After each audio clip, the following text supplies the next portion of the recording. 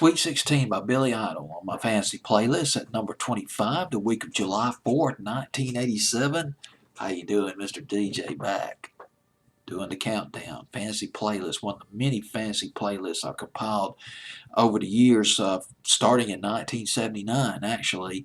And we're in the year 1987, the summer of 1987. Sweet 16 by Billy Idol. This is subdued for Billy Idol. I mean, this guy was in your face, and songs like Eyes Without Eyes Without a Face, Without the Human Race. I believe that was the line. And, of course, Rebel Yell. That one rocked. Uh, White Wedding from 1983, Hot in the City from 82. There was his stint back in the late 70s in Generation X, the punk band in England, with the likes of the Sex Pistols and the Clash, Billy Idol. But pretty laid back this Sweet 16. But don't be fooled by the lugubrious, I might have mispronounced the word, nature of this record. There's an extraordinary backstory to this song. It's based on a story about a guy named Edward Lee Scullin. I might have mispronounced his last name. It's got 11 letters in his last name. Not exactly like pronouncing John Doe. You're not going to believe this.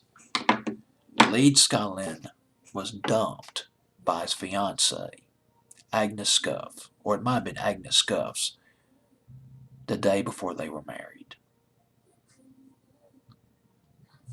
It was like, I don't want you anymore. I mean, I don't want to get married. I've changed my mind. He tried to win her back. He wanted this marriage to go through.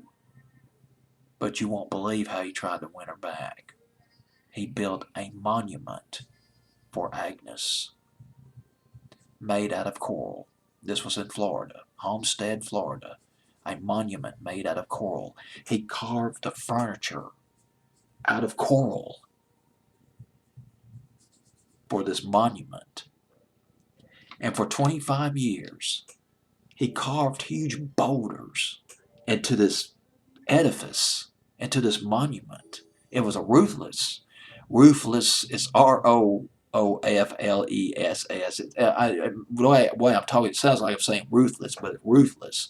Ruthless structure. He carved huge boulders into it. Nobody knows how he did it. Is still there.